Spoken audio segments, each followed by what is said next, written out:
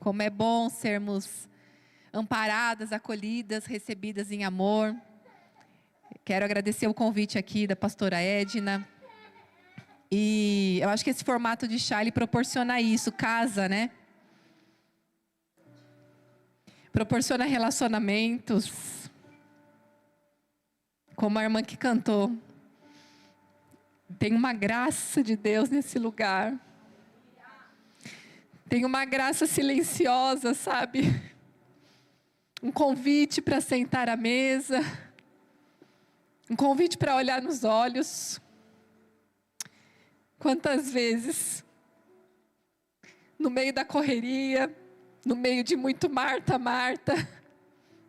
É bom ser Marta, precisamos ser Marta, senão a comida não vai estar na mesa. Mas Deus levanta os Martos também. E às vezes, por conta da gente querer tudo tão perfeito, a gente acaba deixando de ter esse tempo de qualidade com os nossos filhos, com o nosso marido.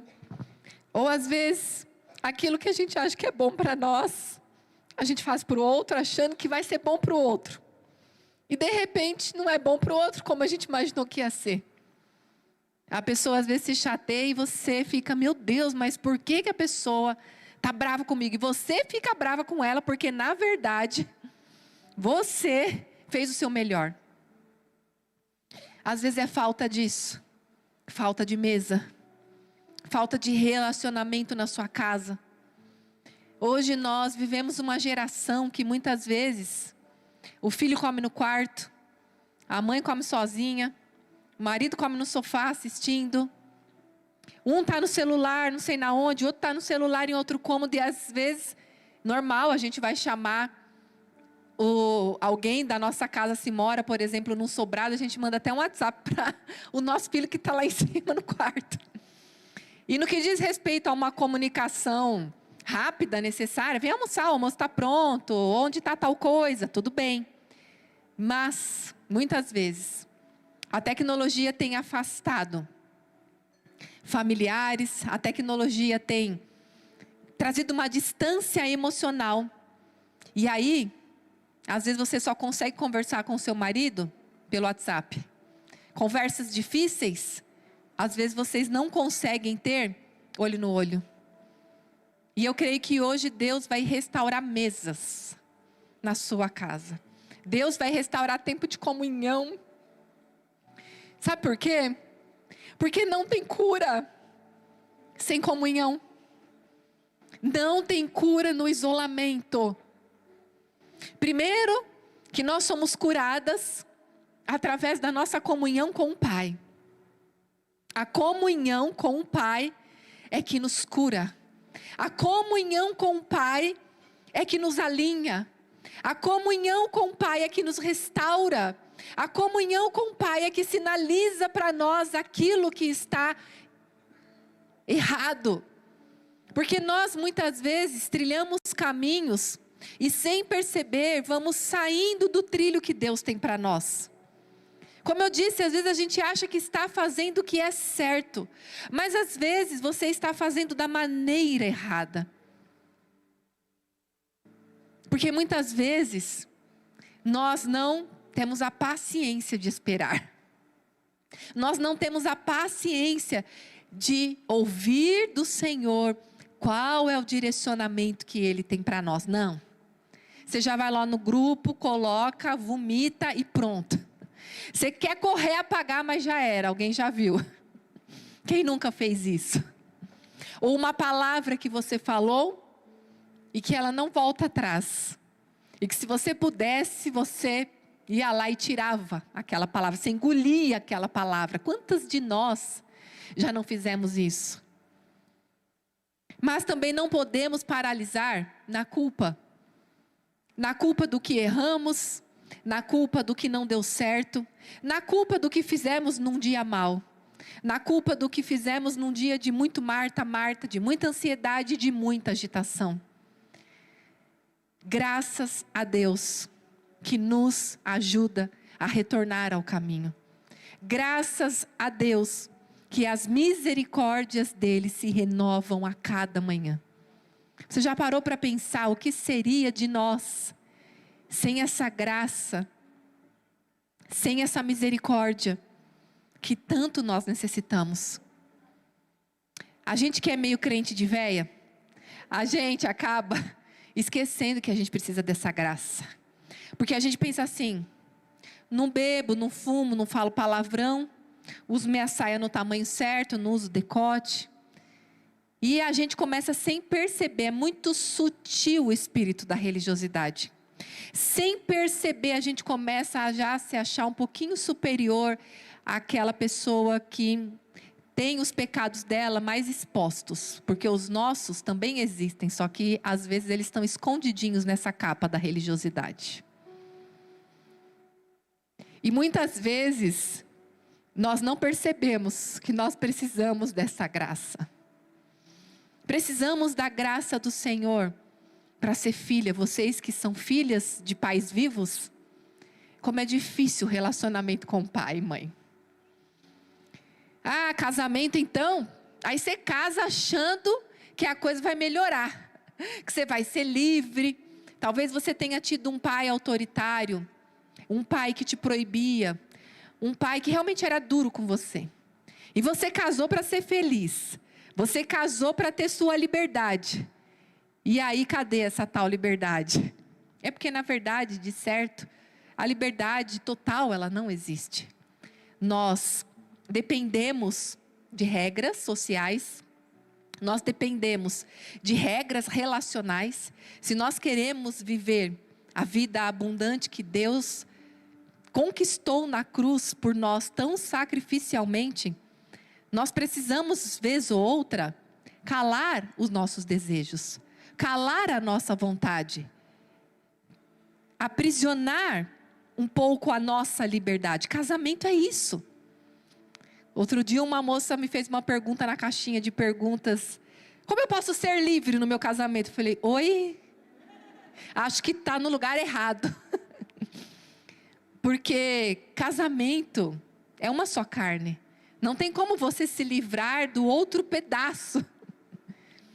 Mas você sabe que tudo isso, a família, que é o primeiro projeto de Deus, é o maior instrumento de ferida, mas de cura.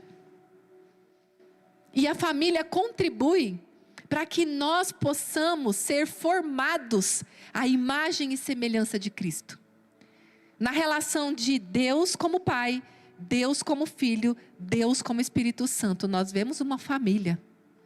Nós vemos uma trindade. Os três sendo um.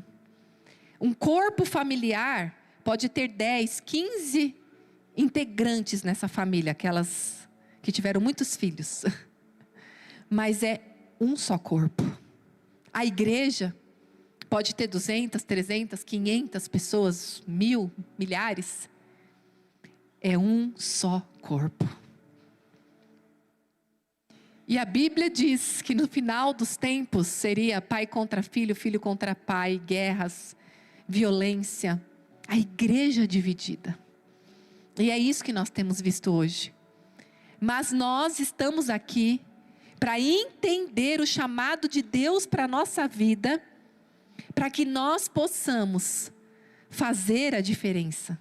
Para que nós possamos, juntamente com o Senhor, falar: Senhor, conta comigo. Como você cantou aqui, Deus está contando com a gente. Porque se nós nos conformarmos com o que nós estamos vendo, até mesmo dentro da igreja, a coisa só vai piorar. E o Senhor nos estabeleceu para que nós possamos fazer a diferença. Lá em Romanos, capítulo 12, versículo 2, diz para nós não nos conformarmos com este mundo, com este século. Então, a gente normaliza muita coisa que não é para ser normalizada. A gente começa a achar assim: mas isso é normal. É normal o filho ser distante da mãe. É normal o marido ficar no celular e ter senha e eu não saber a senha dele. Não, não é normal. Nós começamos a importar as coisas do mundo para a igreja e começar a achar que isso é normal. É normal eu me acabar aqui nessa depressão. Todo mundo tem depressão. E eu não estou dizendo que a depressão é pecado. Eu não estou sendo negligente em dizer que a depressão é falta de fé e falta de Deus, de maneira alguma. Eu só estou dizendo para você não normalizar aquilo que não vem de Deus para a sua vida. Nós muitas vezes nos esquecemos que Deus morreu naquela cruz para nos dar uma vida abundante. E nós não lutamos por essa vida abundante. A salvação, ela é de graça, você não precisou fazer nada. O Senhor te encontrou. O Senhor te atraiu. Com amor leal, vai dizer lá em Jeremias. Você recebeu a salvação pelos seus pecados, do seu passado, da sua história de vida, da sua história geracional. Mas aquilo que é bênção, aquilo que é benefício, aquilo que é herança, você precisa reivindicar.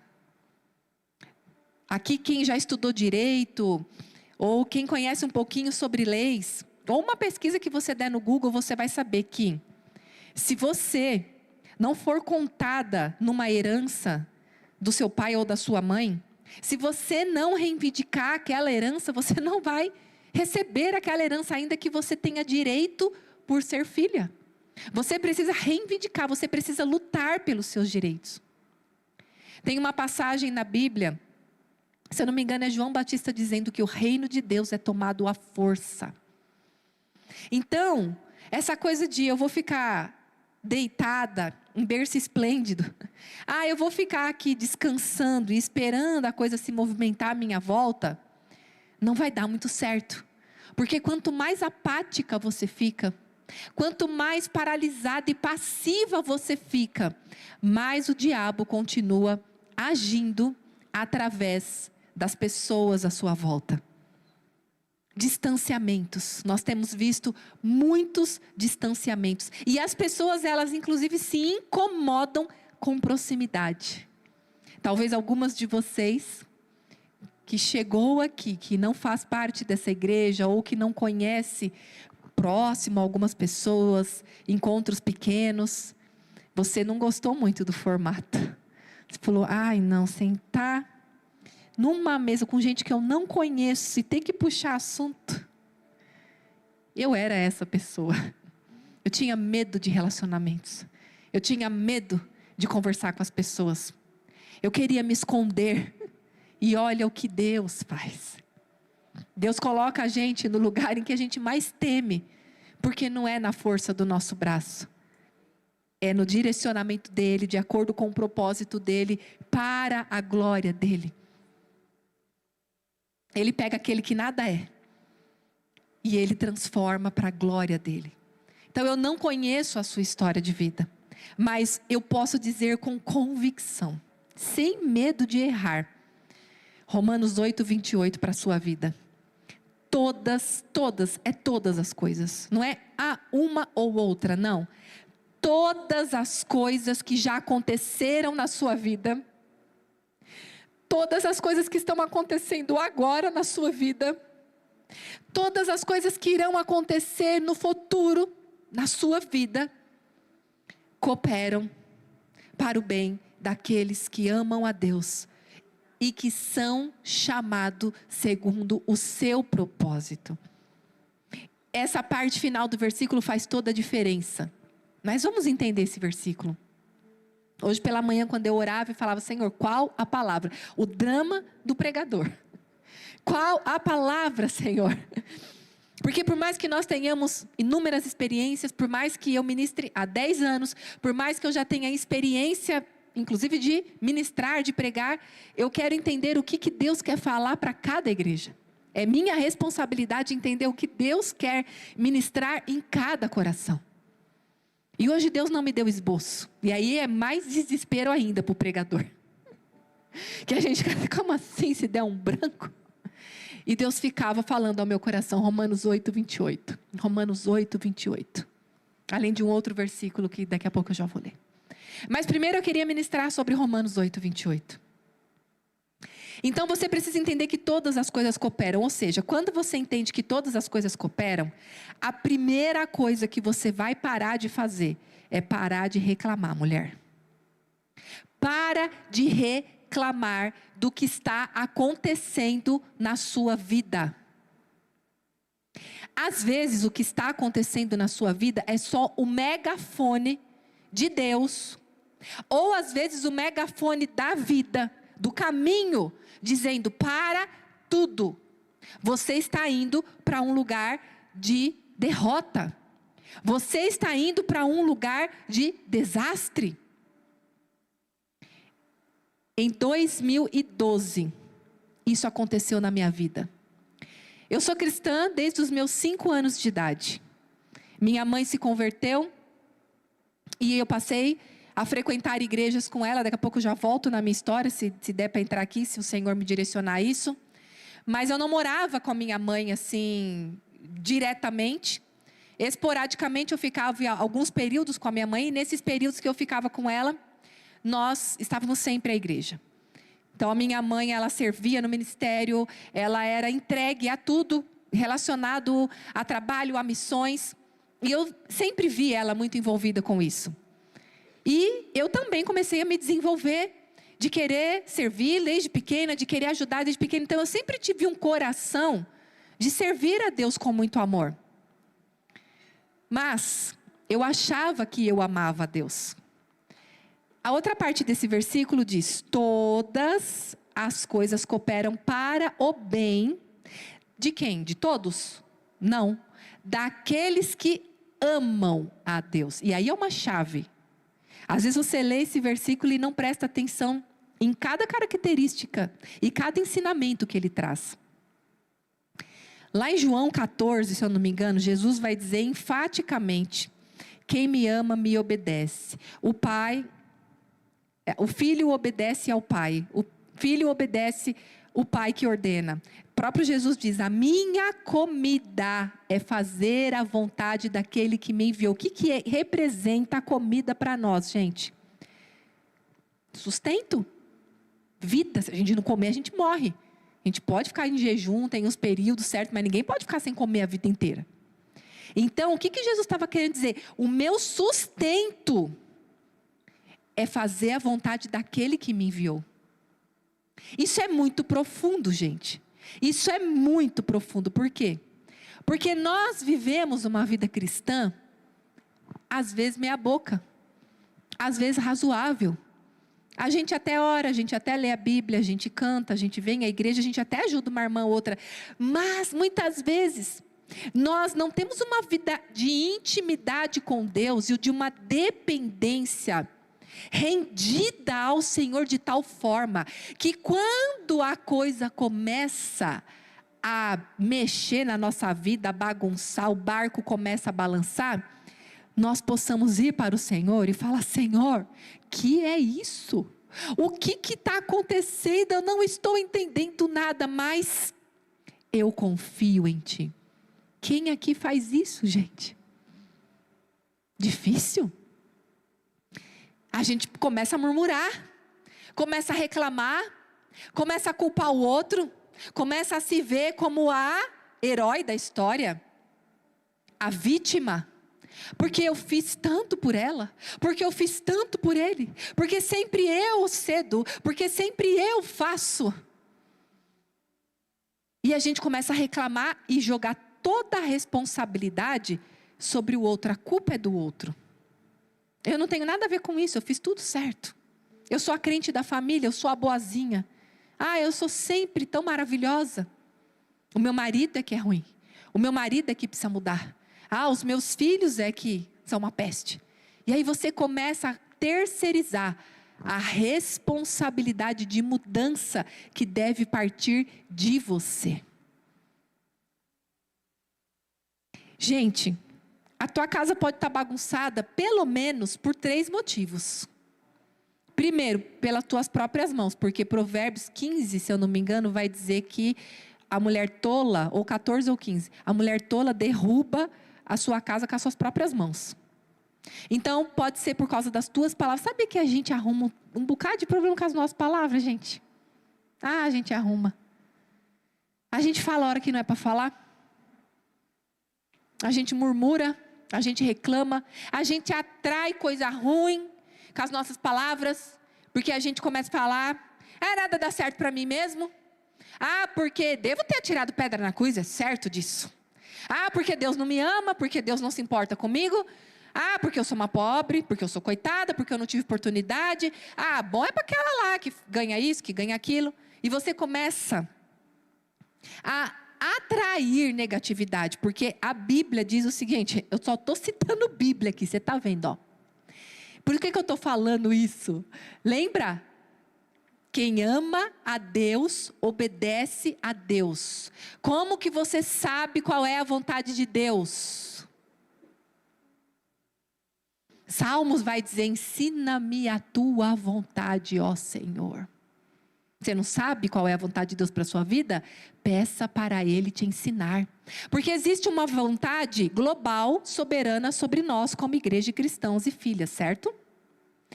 Nós sabemos muitas coisas. Mas existe vontades específicas de Deus para cada pessoa. Às vezes, o que Deus vai falar para eu fazer, não é o que Ele vai falar para você fazer. Às vezes, o que para uma pessoa ok, para outra pessoa não. Você quer ver um exemplo simples? Academia é pecado ou não, gente, para academia? Quem fala isso? A pessoa está surtada, né? Num tempo em que a gente está ouvindo tanto sobre vida física, o quanto que isso contribui com a nossa saúde física, quanto que isso contribui com a nossa saúde emocional. Então, não é pecado aí. Mas, para aquelas pessoas que vão para a academia, não com essa motivação, de trabalhar o teu emocional, de trabalhar o teu corpo para ter mais força, para segurar os netinhos, para ter gás, para fazer a obra de Deus, para você andar por aí pregando, evangelizando. Essa é a motivação correta para você ir para a academia. Agora, aquela que vai para a academia para mostrar o corpo, aquela que vai para a academia para ficar olhando o corpo da outra, se comparando e se sentindo mal, aquela que vai para a academia para olhar o corpo dos homens, sinto muito, para essa é pecado ir para a academia. Sabe por quê? Vamos entender o que significa a palavra pecado. No hebraico, no original dessa palavra, significa errar o alvo. Você entende como o pecado está muito além do que matar, roubar, fumar, falar palavrão? Está muito além disso. Aqui dentro, ó, o que me leva a pecar aqui? O que me leva a pecar? Qual é a sua motivação, mulher? Por que você faz o que você faz? Por que você posta o que você posta? Quantas vezes, gente, eu não estou me eximindo de vezes que eu fiz. O que eu estou ensinando aqui foi o que eu aprendi a duras penas. O que eu aprendi aqui em situações dolorosas. Quantas vezes você posta para jogar indireta para a irmã, para a filha, para o filho, para o marido, para a sogra, tá até para a pastora, né?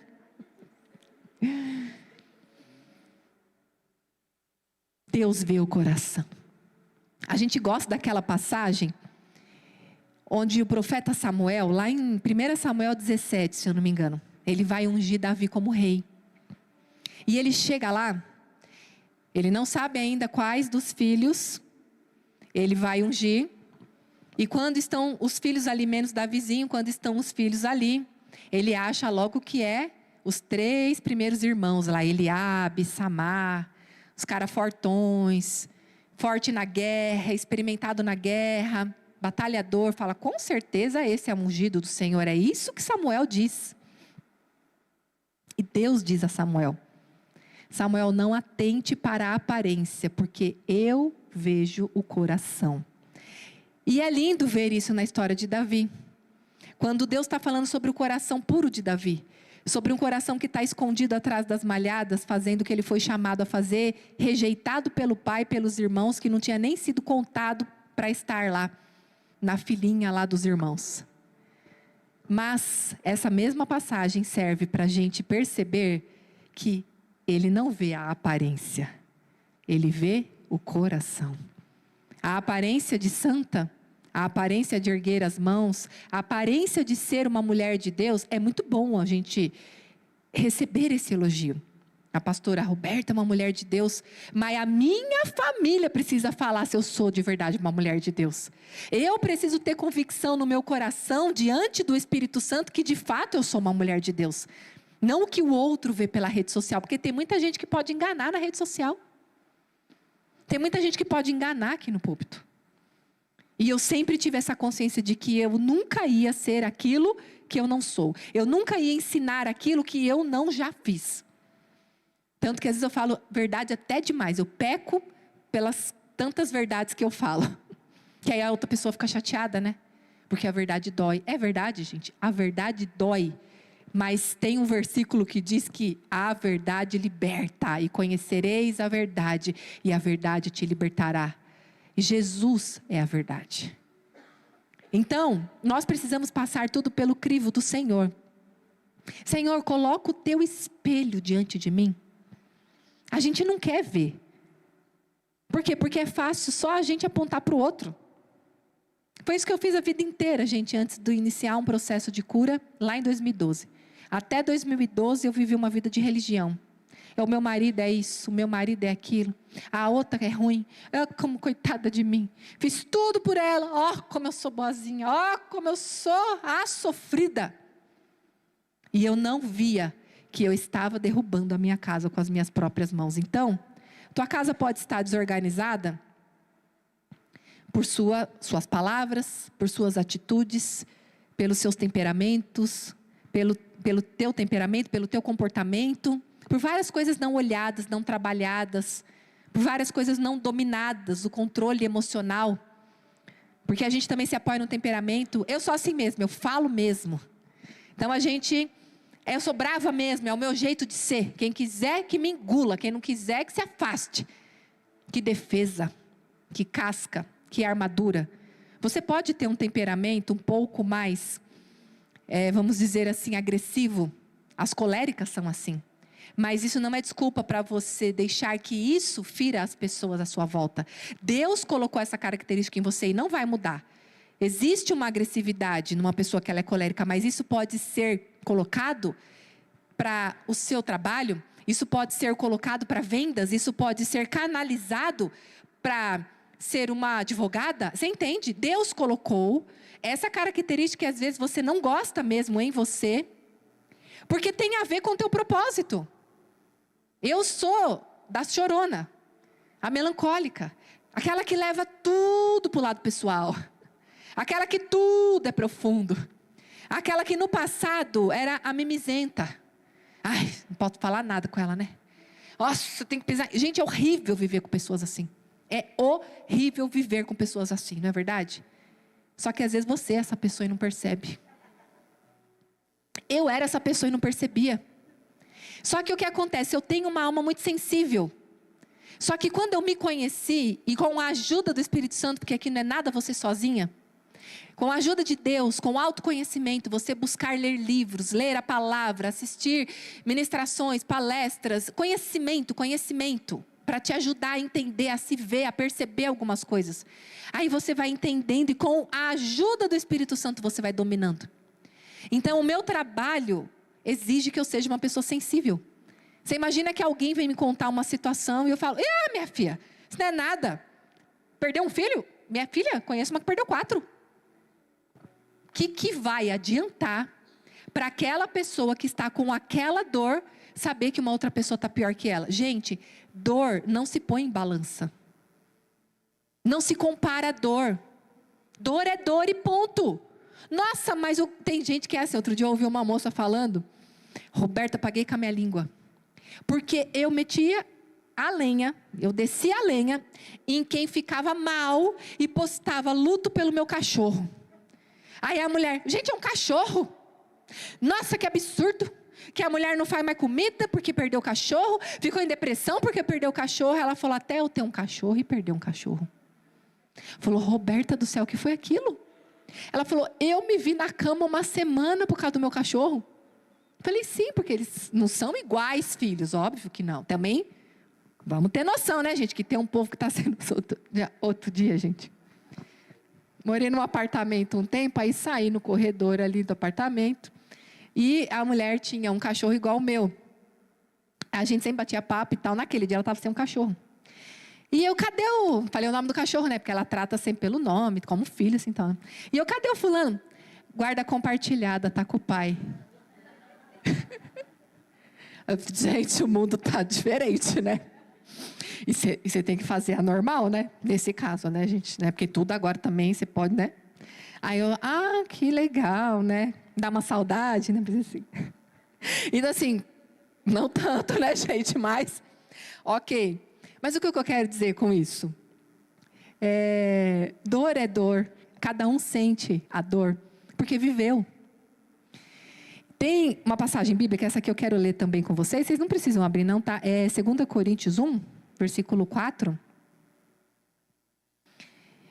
2 Coríntios 1, versículo 4 vai dizer assim. Vou ler o 3 também, olha. Bendito seja o Deus e Pai de nosso Senhor Jesus Cristo, Pai das misericórdias e Deus de toda a consolação, que nos consola em todas as nossas tribulações, para que... Vocês precisam prestar atenção quando vocês forem ler a Bíblia, tá? Não é uma competição de leitura. Lê a Bíblia em um ano. O que você praticou? Porque por ler, a Bíblia vai dizer que a letra mata. Letra fria mata. Então, ainda que você demore mais tempo para ler, mas que seja uma leitura praticada, entendida. Eu só pratico o que eu entendo. Ler sem entender, eu vou praticar o que se eu não entendi?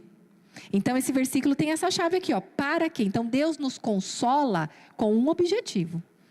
Para que com a consolação que nós recebemos de Deus, possamos consolar os que estão passando por tribulações. Ou seja, a irmã que cantou aqui, e que viveu 4 meses ou 5 meses no hospital, 5 meses no hospital, ela vai entender quando alguém chegar com um diagnóstico de câncer falando para ela o que está enfrentando. Ela vai entender quando alguém estiver numa situação parecida com o que ela passou. Eu entendo ela, porque eu fiquei 40 dias dentro de uma UTI com a minha filha mais velha. Eu sei o que é a dor dela. Mas se eu não tivesse passado, talvez eu não entenderia. Por quê? Porque nós só entendemos o caminho do outro quando nós calçamos o sapato do outro. Você calçou alguns sapatos na sua história de vida. Você andou por algumas estradas. E não é para você ser egoísta e rancorosa, de esquecer aquilo que você passou, tendo sido curado ou não. Porque tem pessoas que foram traídas, você calçou um sapato da traição. Você sabe o que é ser traída por um marido, abandonada. Mas ou você está rancorosa, ferida e ainda não perdoou, ou você superou isso e esqueceu que existem tantas outras mulheres passando isso, que você pode encorajar, ajudar, aconselhar elas a conseguirem vencer essa dor. Isso para tudo. Deus nos cura, Deus nos consola, Deus nos alcança para que possamos alcançar outras pessoas. Para que possamos levar a palavra do Senhor. Agora, a tua casa também pode estar em desordem? Ok, você de repente seja uma mulher que tem trilhado um caminho de mudança. Como eu tenho há 12 anos. Em 2012 eu comecei essa jornada de transformação. Talvez você tenha trilhado o teu caminho. Você tenha recalculado tua rota. Você tenha ajustado os seus comportamentos. Não que você seja perfeita, porque ninguém é perfeito. Eu não sou perfeita, eu continuo errando. Mas são novos erros. Não são os mesmos erros do passado. Porque novos erros trazem novos aprendizados. Gente, vocês sabem que quem inventou a luz elétrica foi o Thomas Edison. E a história dele é que ele errou 1000 vezes até que ele acertou e conseguiu criar a luz elétrica. Só que ele não dizia que ele errou 1000 vezes. Ele dizia, encontrei 1000 maneiras de não fazer aquilo que deve ser feito. Então, o que acontece? Os erros do passado você precisa ajustar. Mas não significa que você não vai cometer novos erros, porque a gente tem essa idealização de ser perfeita. A mãe perfeita, a esposa perfeita, esquece. Eu tive que desconstruir esse castelinho. Porque antes eu fazia tudo errado sem perceber que era errado. Quando Deus me trouxe a consciência de todo o erro que eu cometia com as minhas filhas, com o meu marido, aí eu comecei uma busca pelo que é correto e não estava errado. Uma busca para fazer o que é certo, que agradasse o coração de Deus, ok. Só que aí também, sem perceber, de uma maneira muito sutil, eu comecei a ir para uma linha de querer ser a esposa perfeita. A mãe perfeita. Então que ninguém tenha mais nada a falar sobre mim. E sabe o que eu tenho aprendido com a maturidade? Eu tenho alcançado a maturidade apenas há uns 3 anos, gente. É porque é tanta coisa para falar. A gente vai para lá e vem para cá. E eu lembro de uma coisa, eu já quero enganchar. Mas daqui a pouco eu vou tricotando tudo, gente. Vai dar certo. No final vocês vão entender. E o que vocês não entenderem, vocês vão lá para o YouTube, que tem a minha história lá. E depois eu falo aqui as redes sociais, o trabalho, tudo. Enfim. Mas o que acontece? Então, eu precisei entender esse caminho. Só que quando Deus começou nesse processo de maturidade na minha vida, eu comecei a entender o seguinte: eu cometo novos erros para que eu alcance novos acertos. E quanto mais repertório eu tenho, mais eu consigo me melhorar como pessoa na minha casa e mais eu consigo ajudar outras pessoas.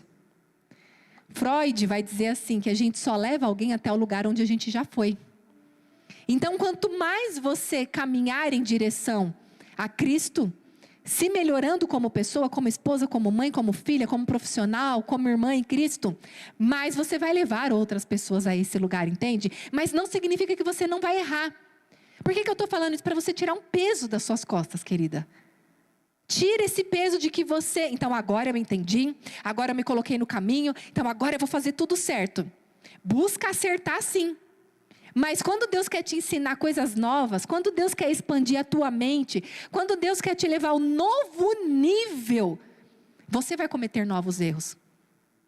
Isso é natural. Porque é errando que se aprende, não é assim? Eu não sei vocês, mas gente, quando eu vou dirigir, eu não gosto muito de dirigir, mas eu tenho que dirigir, não tem jeito. Eu não gosto muito desse negócio de Waze também, que eu me perco, eu não sei direito, a mulher está 300 metros, lá se eu quero 300 metros, gente. Tinha que ser assim, agora, vira aqui agora. Mas enfim, então, eu sou bem perdidinha assim para dirigir. E eu não gosto de caminhos novos, e tudo isso tem a ver com coisas que eu vivi no passado também, segurança. Gente, qualquer coisa que você viva hoje, tem reflexo na sua história de vida. A infância é o chão que você pisa. A infância é o chão que você pisa. Então, tudo que você vive hoje está ligado de uma forma ou outra à sua infância, às suas experiências que você já viveu. Então, eu tenho uma certa insegurança com coisas novas, com caminhos novos e tudo mais. E Deus, né, gente, que Ele é bem humorado, Ele coloca você exatamente para viver aquilo que você mais teme. Por quê? Porque Ele requer a tua confiança. E para os caminhos que você já conhece, eu não estou dizendo agora de caminho bíblico, que é seguro você caminhar no caminho do Senhor. Entendo o que eu estou falando aqui? Ir por caminhos desconhecidos que o próprio Deus te apresenta é desconfortável. Ninguém gosta de sair da zona de conforto. Mas Ele faz questão de nos trazer por caminhos desconhecidos, porque nós vamos precisar confiar nele. E é isso que Ele quer, a nossa confiança. É isso que Ele quer, o nosso relacionamento com Ele. Então, quando eu preciso ir em algum lugar, eu tenho que ir pelo menos umas 5, 6 vezes. E aí eu erro, e aí eu não acredito, eu errei, era para entrar ali. Mas quando eu erro, parece que o meu cérebro faz assim, não é ali, é aqui. Sabe, parece que tem que ir desenhando. Então, aí se eu erro repetidamente 2, 3 coisas, aí que parece que eu entendo mais. Então, parece que eu aprendo de verdade quando eu erro várias vezes na mesma coisa. Agora eu entendi. Não, agora eu entendi. Então, é normal às vezes acontecer isso na nossa vida. Mas um outro motivo que a tua casa pode estar meio fora do lugar, então suponhamos que você esteja nesse caminho. Um caminho de se melhorar, de trilhar e falar, olha, realmente, Roberta, eu já fiz tudo o que eu pude fazer. Agora eu entendo que realmente só me restaurar pela minha casa, pelo meu marido, pelos meus filhos, enfim. Se tem acontecido alguma coisa, um rebuliço na sua casa, no relacionamento com os seus filhos, com o seu marido, pode ser Deus alinhando vocês como família. Lembra que eu falei que somos um corpo? Então, tem momentos em que Deus vai trabalhar individualmente. Quando o meu processo de cura começou em 2012, Deus trabalhou individualmente. Era só eu que estava na roda, só eu. E eu acho que era uma pessoa bem difícil, porque eu fiquei na roda sozinha uns bons anos. E meu marido tão de boa. Dá uma raiva, né? Deus te espreme, Deus te põe na roda, Deus te põe lá no tanque de prensar uva, Deus te espreme com azeite, que quer que seja. Tem tanta analogia para a gente usar, né? Pode pegar qualquer uma aí, ó. Você só sente assim, ó Deus, é só eu, é só Deus. E tem um versículo que diz que Deus nos fere para nos curar. Tem uma música, uma canção, O Amor que Fere. E teve uns períodos longos da minha vida, assim, bem uns 5, 6 anos, que eu pensava assim, ou eu sou uma pessoa muito difícil, ou tipo, Deus está pegando pesado. Porque era assim, e meu marido assim, tranquilo. Aí meu marido às vezes era grosso, estúpido, e eu sensível, pensa, uma combinação perfeita, né? Claro que Deus, Ele ama fazer essas coisas assim, os polos bem diferentes. Né? Seu marido, assim, aquela pessoa tão diferente de você, e você pensa, mas Deus do céu, por que eu não vi isso antes? Ok? Aí você entende que Deus está te melhorando. Que Deus está usando aquela pessoa para te aperfeiçoar, para trabalhar o teu ego, para trabalhar o teu caráter, para trabalhar o teu orgulho. Quantas coisas Deus usou o meu marido, ainda que ele tivesse sido rude, ainda que ele tivesse sido meio grosseiro. Porque aí eu falo assim, Deus, valeu, hein? Obrigada, querido. Porque aí quando chega a nossa vez, é a vez dele estar na roda. Chega, viu, querida? Meu marido chegou. Só que aí pensa que eu posso falar com meu marido do jeito que meu marido fala comigo? Não. Aí eu só fico pensando assim, por que na minha vez teve que ser tão mais difícil? Então, porque eu te preparei para você tornar o caminho dele um pouco mais fácil. Talvez ele não tivesse estrutura para dar conta da maneira como eu dei. Entende? Então, tem hora que eu percebo e falo para ele de umas maneiras assim, e aí eu só fico lembrando, mas comigo, quando era a minha vez, não era desse jeito tão assim, equilibrado e colocado. Confia no Senhor. Porque às vezes o que está acontecendo pode ser a obra do Senhor alinhando em família. Alinhando o teu marido, alinhando os teus filhos. Então, todas as coisas vão cooperar para o seu bem. Mas para isso você precisa amar a Deus. Ah, mas eu amo. Não se esqueça que amar a Deus é obedecer a Deus. Não é um amar de boca. Quantos filhos falam, te amo, pai? Principalmente os que crescem. Jovens, solteiros ou que se casam. E o pai vira banco. Só fala com o pai para pedir coisas. Não tem relacionamento. Não vai bater um papo, não vai tomar um café. Não dói. Dói você ter uma pessoa próxima. Nem que não seja um filho, seja uma amiga, seja alguém que você sabe que aquela pessoa só te procura quando ela quer alguma coisa de você. Isso é relacionamento? Não. Isso é utilitarismo. A pessoa está te usando. E muitas vezes, sem perceber, nós fazemos isso com Deus. Nós vamos em busca de bênção, em busca dele fazer a nossa vontade. Mas a Bíblia vai dizer, em João está dizendo assim, olha, que nós recebemos do Senhor o que pedimos a Ele.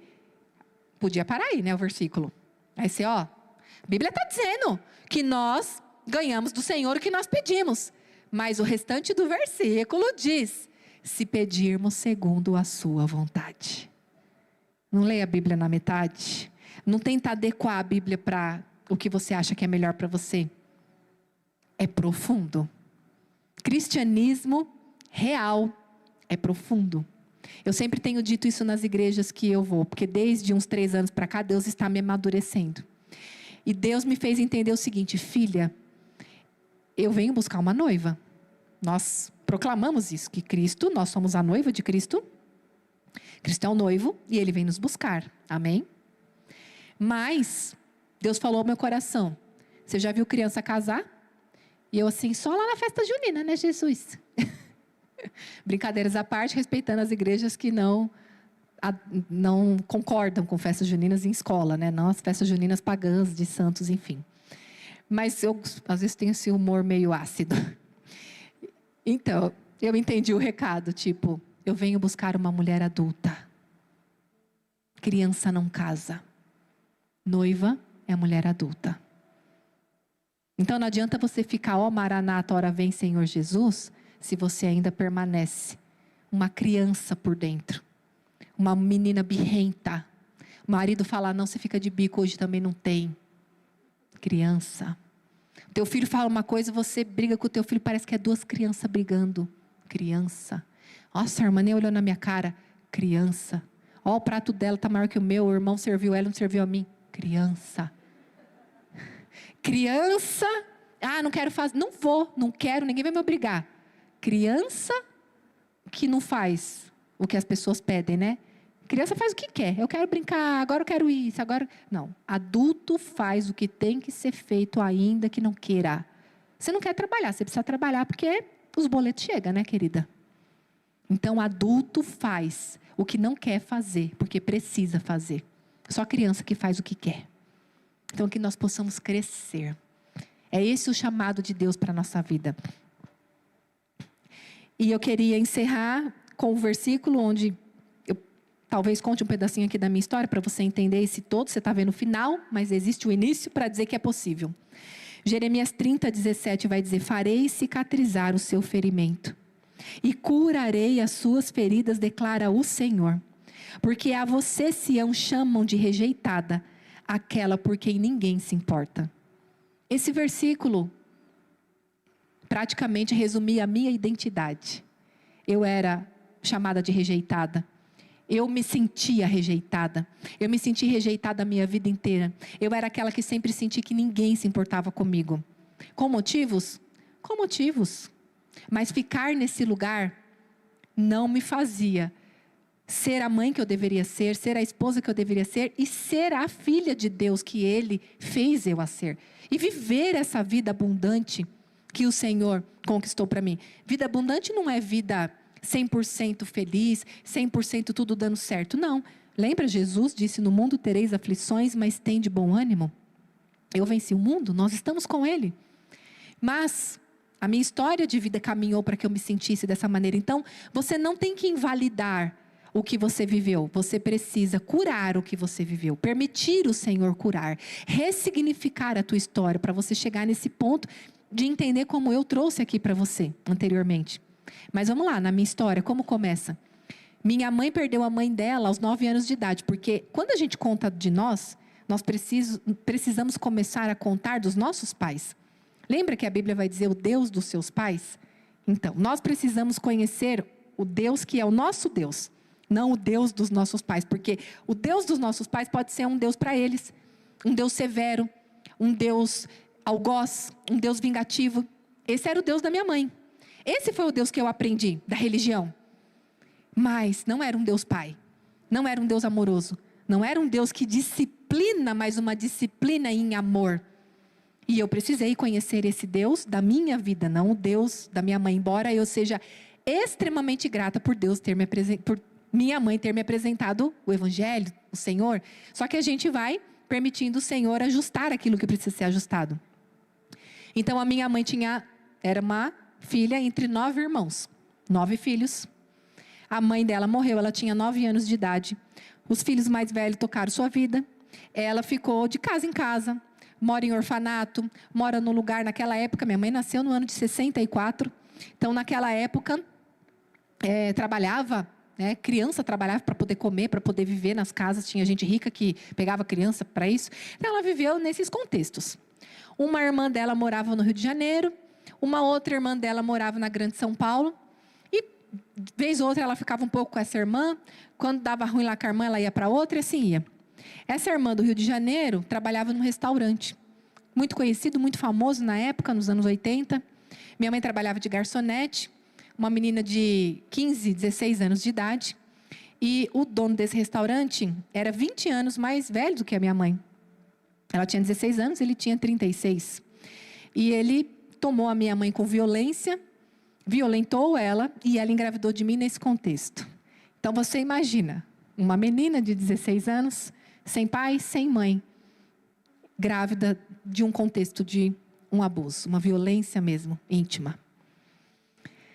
Quando ela olhava para aquela gestação, obviamente que ela se lembrava de tudo que ela viveu. Então, que mãe vai amar um filho assim? Vamos nos colocar no lugar? Hoje eu consigo fazer esse movimento curada. Mas enquanto não tem cura, sem você entender a história, você só julga sua mãe. Você só condena o seu pai. Porque eles são os piores vilões, porque eles são os mais culpados. Mas é normal, é o seu sentimento. Por isso que precisa olhar para crescer, para amadurecer, para estender a graça e a misericórdia para aqueles que também erraram, sem saber, sem ter conhecimento. Então, naquele desespero, sem ninguém, ela foi falar para ele.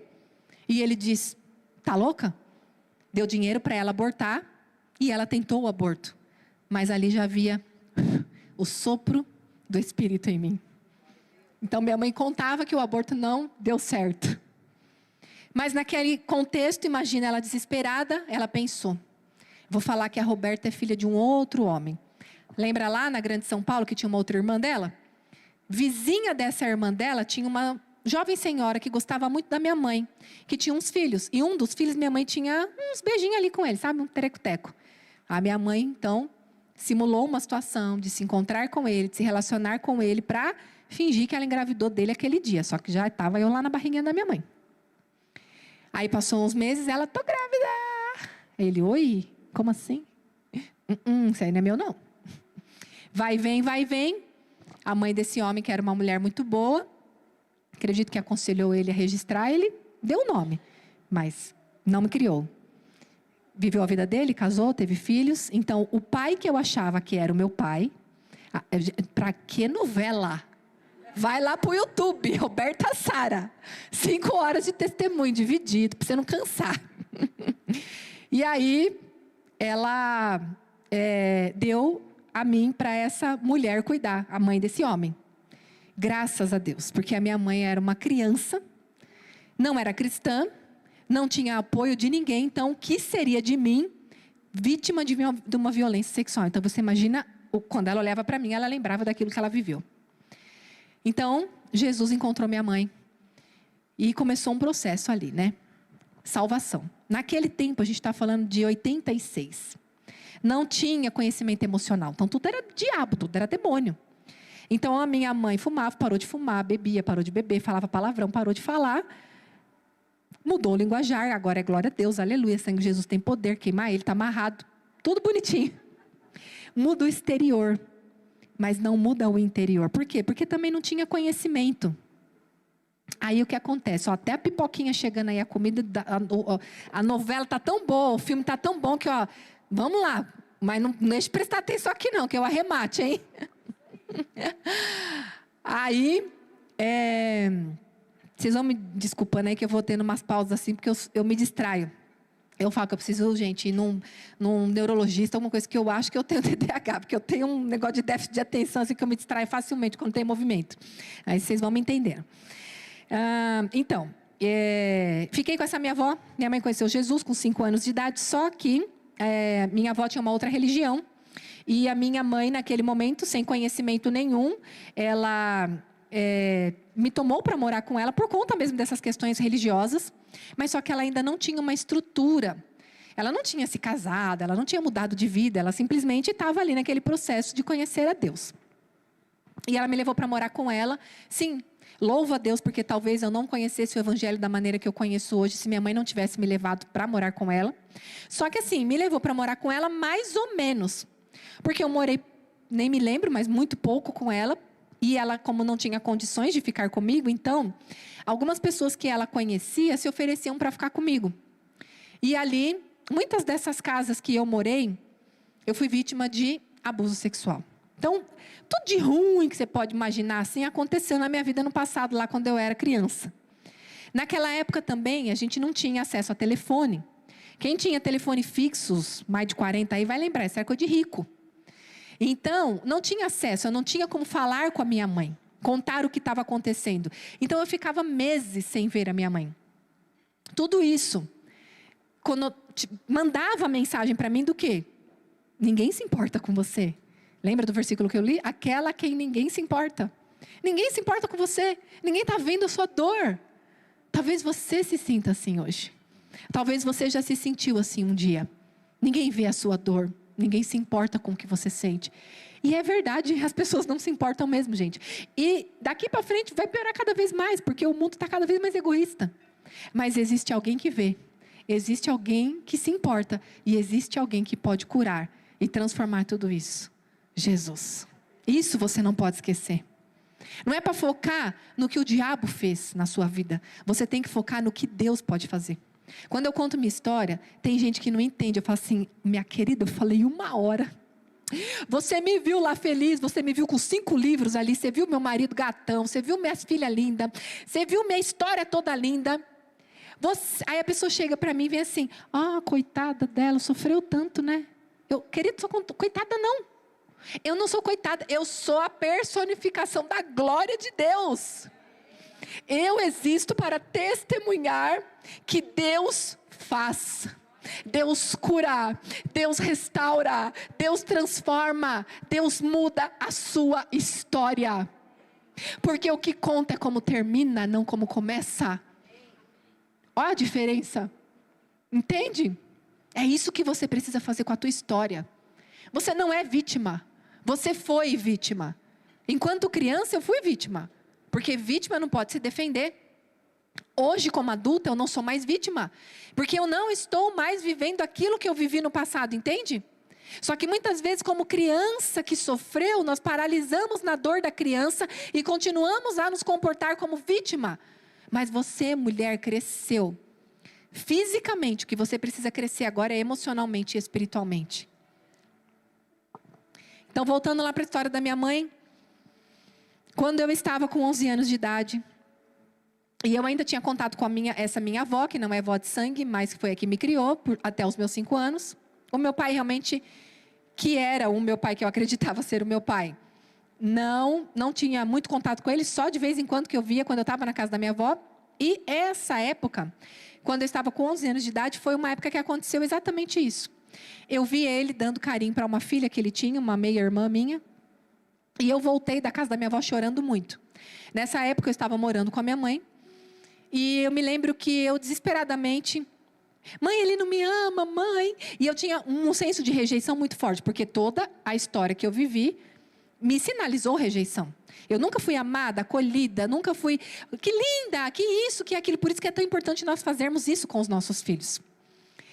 E quando eu cheguei naquele desespero, a minha mãe, no auge da maturidade dela, de 28 anos de idade... Você imagina, óbvio, não tinha maturidade, não tinha conhecimento, não tinha como ela fazer diferente. Naquele desespero dela, foi que ela falou para mim. Menina, nem chora por ele não, que ele nem é seu pai. Oi? Ele não é seu pai não. Seu pai é um homem que eu engravidei. Aí ela contou toda a história que eu contei aqui para vocês. E tem mais, você não nasceu na data do seu registro. Não é 3 de julho, você nasceu em 3 de maio, porque eu tive que mentir que eu estava grávida e só trouxe você depois para eles acharem que você era filha dele. Tanto que sempre falavam que menina prodígio, nossa, com 5 meses sentando já, né? Já tinha 7, já estava andando. Porque hoje 2 meses não faz falta na nossa vida, né? Mas num ano de um bebê, no primeiro ano de um bebê, 2 meses, na evolução dele faz muita diferença, né, gente? Então, eu ouvi tudo aquilo e ela terminou assim, se a partir do ano que vem você quiser comemorar seu aniversário em maio, tá tudo bem. 11 anos.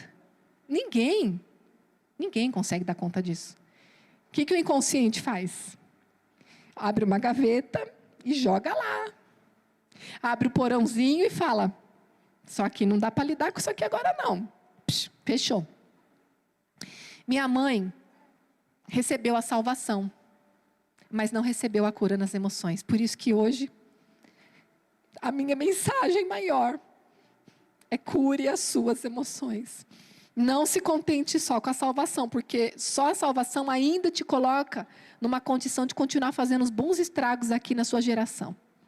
E por conta da minha mãe não ter sido curada nas emoções, ela tinha uma carência emocional muito grande.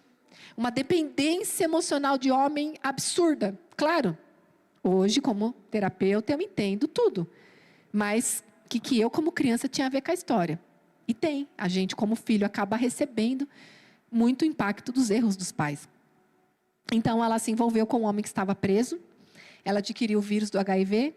E aos 32 anos de idade, ela faleceu. E ficou eu, com 14 anos de idade, com uma irmã de 1 ano e meio, 2 anos e meio na época, e a minha mochila já era bem pesada. Então eu tinha motivos para me sentir rejeitada? Com certeza. Mas a graça de Deus entra na nossa vida e começa a mudar. Só que leva tempo para a gente entender, né? Com 16 anos eu conheci o meu marido. Ele também não tinha mãe, não tinha pai, a mãe dele morreu, ele tinha 7 anos de idade, o pai tinha 17. Como dizia um tio meu que gostava muito de fazer piada, falava, esses dois não vai dar certo não. Um perdeu a mãe, o pai, o outro também, vão perder os filhos, não tem juízo? Ele fazia umas piadas meio sarcásticas. Então a gente assim, pensa, 2 traumatizados, 2 perdidos, 2 sem ninguém, que probabilidade de dar certo isso, gente? Só no Ebenezer, só no Até Aqui o Senhor nos ajudou. É só no propósito de Deus. E assim foi, 15 anos da nossa vida. Trouxe minha irmã para morar comigo. 2 anos depois de casada, engravidei. Depois de mais 5 anos, engravidei. E estou lá, com 15 anos de casada. Adiantei. E o que aconteceu? O megafone da vida veio. Tudo dando errado.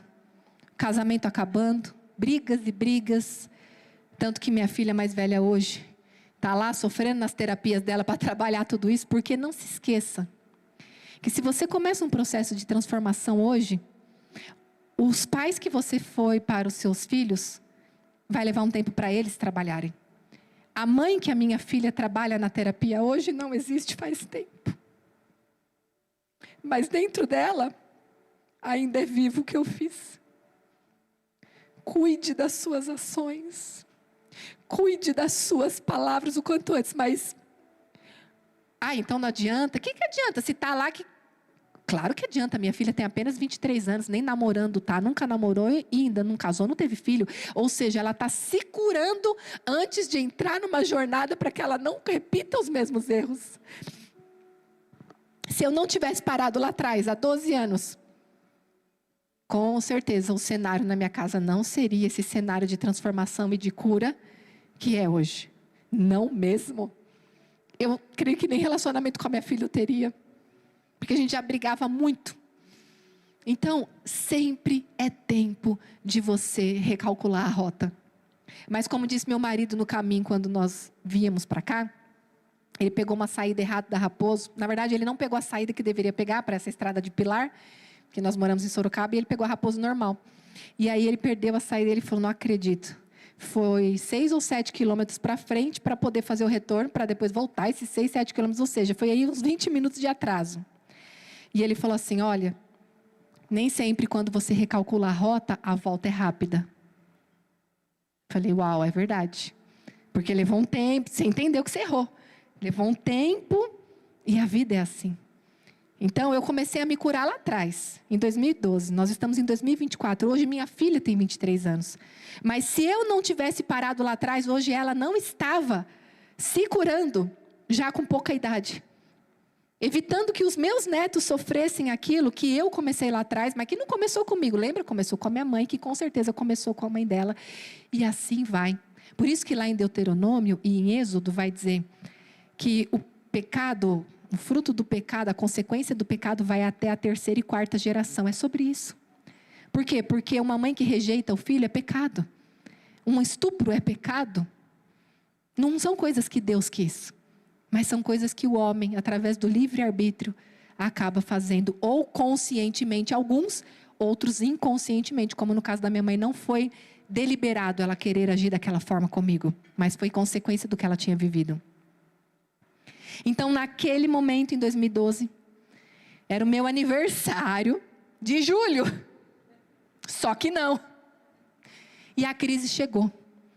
Eu sempre vivi picos de depressão, fases e fases depressivas. O trabalho sempre me ajudou muito a não cair de vez, a não sucumbir. Tinha que pagar conta, tinha que trabalhar. Então, eu tinha que me virar. Só que eu me orgulhava de ser essa mulher guerreira. E Deus, muitas vezes, quer que você se permita ser fraca.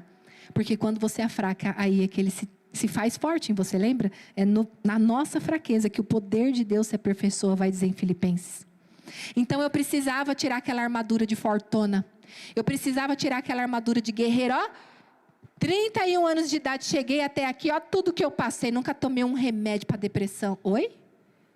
Arrebentando minha família? Que orgulho é esse? Que orgulho farisaico e religioso é esse? Ai, fraca. Por muito menos. Oi? Orgulho? Quanto orgulho existia dentro de mim. E aí Deus falou, agora você precisa ser fraca. Agora eu preciso tirar todas as suas bases. E eu comecei com um problema no ombro, uma tendinite, uma dor que começou a limitar aquilo que me salvava, o trabalho. Vai para casa. Casa? Eu não sei ficar em casa. Eu não sei sentar à mesa. Doía, relacionamento doía. A Marta, sempre ali. Lava, passa, faz. Tudo em ordem, tudo arrumadinho, tudo bonitinho, tudo. E o orgulho de ser. E Deus falou, você não está no lugar certo. Você não está na função certa. Eu tomando à frente do meu marido, botava água, galão de água, para que homem? Abria o negócio e falava, para que homem? Assim. Para que homem? Para que homem? Os homens cozinhando, servindo, quanta coisa boa. Mas eu desprezava o meu marido. Por quê? Porque eu fui tocada indevidamente por muitos homens. Então a figura masculina para mim era desprezível. Quantas coisas, frutos dos traumas. Deus falou, eu preciso que você seja fraca. Então, Ele tirou literalmente os meus braços. Os braços das guerreiras, que eu não conseguia nem pentear meu cabelo. Não conseguia arrumar a minha cama de tanta dor. Estava a ponto de fazer uma cirurgia. Quando Deus entrou com a cura por dentro e a cura por fora. E um dia saindo do culto. Por isso, com a consolação que recebemos, que possamos consolar outros. Por isso, a marca e o nome do meu ministério, meu primeiro livro chama-se Saradas para Sarar. A loja nossa é Saradas para Sarar. Porque eu estava saindo do culto. E uma conhecida da igreja perguntou da minha irmã. Aí vocês vão para o YouTube, que eu não vou poder falar essa. Vai ficar essa curiosidade aí para vocês. Aquela irmã que morou comigo a vida toda. Enfim, depois vocês vão lá. E eu só desceu as lágrimas de tanta dor que eu estava. Por ela não estar mais com a gente. E ela falou, você quer vir conversar? E eu fui, e ali ela me atendeu durante 4 meses e meio, num contexto tanto como psicóloga, como conselheira. Fez um processo de cura e libertação. E ali eu comecei a conhecer o Deus que eu dizia servir há 25 anos, mas que de fato eu não conhecia. Sabe aquela história de Jó? Antes eu te conhecia de ouvir falar, mas agora de contigo andar. E aí começou um lindo processo que vocês podem ler nos livros que estão lá fora, podem ouvir lá no canal do YouTube. E a partir de 2014, Deus começou a me colocar nessa jornada de compartilhar a minha história, de compartilhar o que Ele fez na minha vida, para encorajar você e dizer, nada na sua vida está perdido. Nem a pior coisa que você viveu, Deus vai desperdiçar. Porque tudo que eu vivi, e não estou dizendo que foram coisas que Deus lançou. Tá? Todas as coisas cooperam, não acha assim. Gente, nenhum pai vai falar para o filho, um câncerzinho para você aprender uma coisinha, mas eu vou te curar, tá? Mas estou te dando ele só para você aprender. Não, um pai não faz isso. A coisa acontece, e dentro do que aconteceu, porque é a vida, Deus fala, disso que você está vivendo, eu vou fazer com que tudo isso coopere para o seu bem. Aí Ele usa aquilo para a glória dEle, para te aperfeiçoar sim, para te ensinar o que você precisa aprender sim. Mas não que Deus fala, vou te dar isso, vou te fazer aquilo, vou fazer tal coisa para você. Não. Nós não podemos ver Deus dessa forma. Eu não posso acreditar que Deus me enviou à terra por meio de um estupro que me fez passar por um monte de abuso sexual como criança, sofrer tudo isso sem mãe, sem pai, toda essa história louca para depois eu ser usada por Ele. Gente, combina com Deus? Não. Acredito que não. Mas Deus pega tudo que o diabo fez, o que mal fez, o que a vida apresentou. E se nós permitirmos, Ele transforma isso para a glória dEle. Ele alcança outras pessoas a partir daquilo que nós temos. Amém? Feche seus olhos, por favor.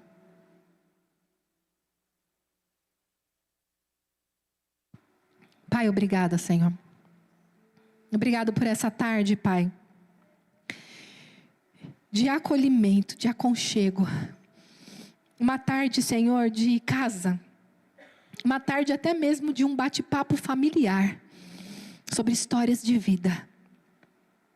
Cada pessoa que está aqui, Pai, tem a sua história, tem a sua família, tem as suas origens, tem as suas dores, tem as suas faltas, tem os seus erros. Mas o Senhor, ó Pai, é aquele que em comum nos traz a cura para esses ferimentos.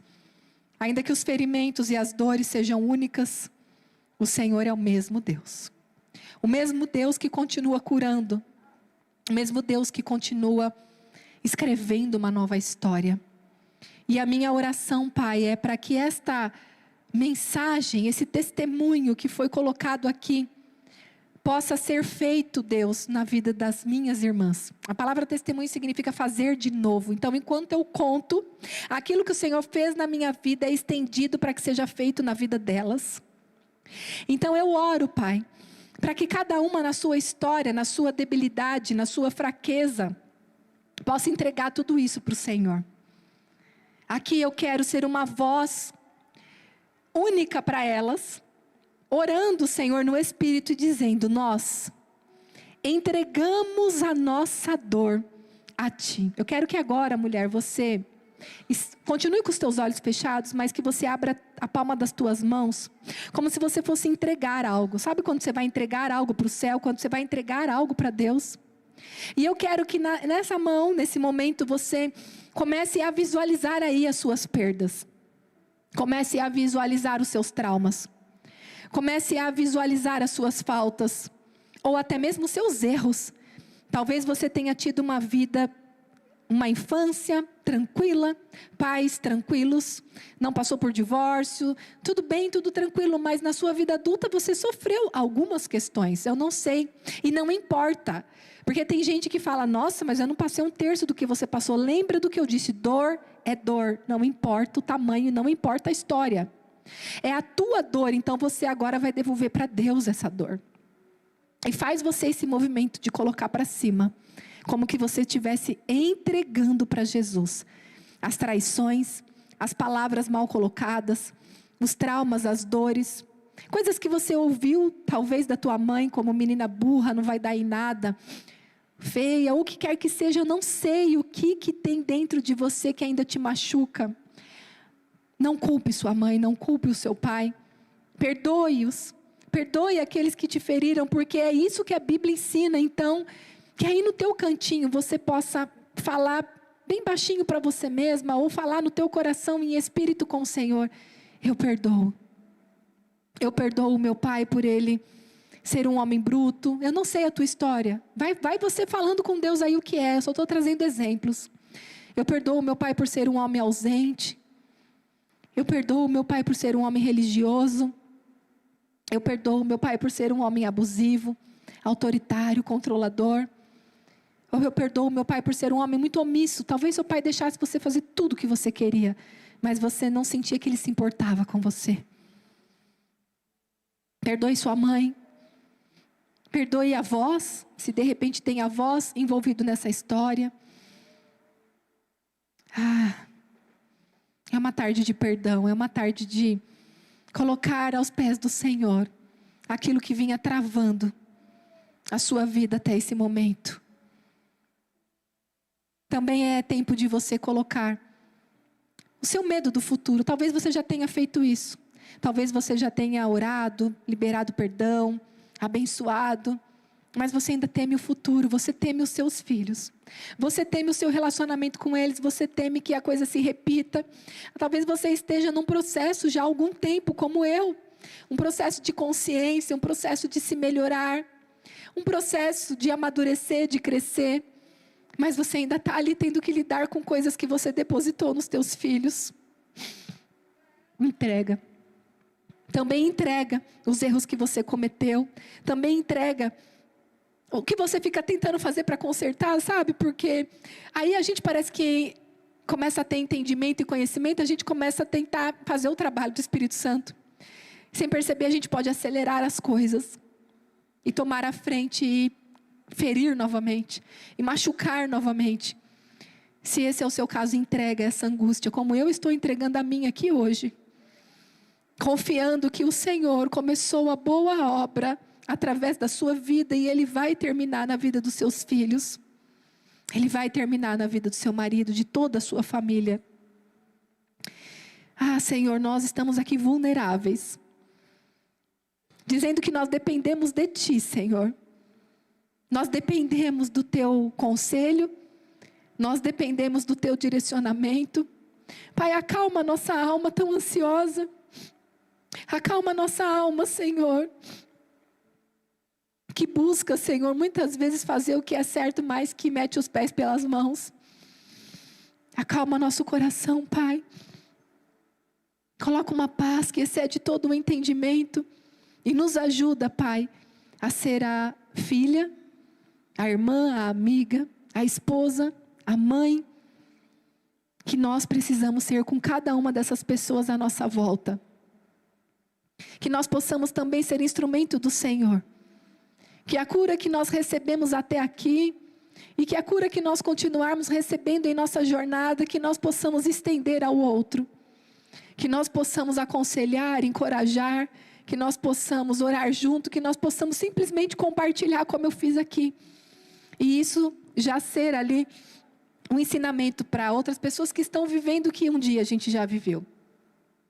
Obrigada pela obra milagrosa que o Senhor tem feito nesta igreja, nos membros dessa igreja.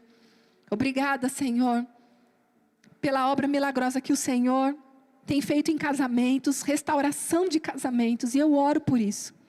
Eu oro por restauração de mesas, por restauração de relacionamentos, aqueles relacionamentos que estão quebrados, distantes, aquelas mágoas, aquelas palavras jogadas para debaixo do tapete, porque eu não quero falar sobre isso. Eu não quero ter DRs, eu não quero ter conversas difíceis, mas essas conversas são necessárias. Essas conversas são alinhadoras. Então eu oro para que o Senhor possa trazer coragem ao coração das suas filhas, para que com muita sabedoria e humildade, elas possam ter essas conversas necessárias para ajustar os ponteiros, para recalcular a rota e para aproximar. Aproxima pais de filhos, esposas de maridos, aproxima, cura, restaura, Senhor, a comunhão no lar de cada família aqui representada, assim como restaura a comunhão dessa igreja, entre as irmãs, entre as pessoas que trabalham, enfim.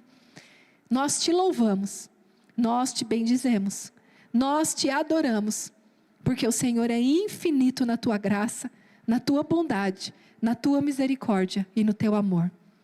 Te amamos. E que esse amor nosso não seja apenas de palavra, mas que nós possamos buscar entender na tua palavra qual é a tua vontade, entender num relacionamento íntimo de porta fechada contigo qual é a tua vontade, para que esse nós te amamos possa ser na prática e não apenas em palavras. Em nome de Jesus. Amém. Amém.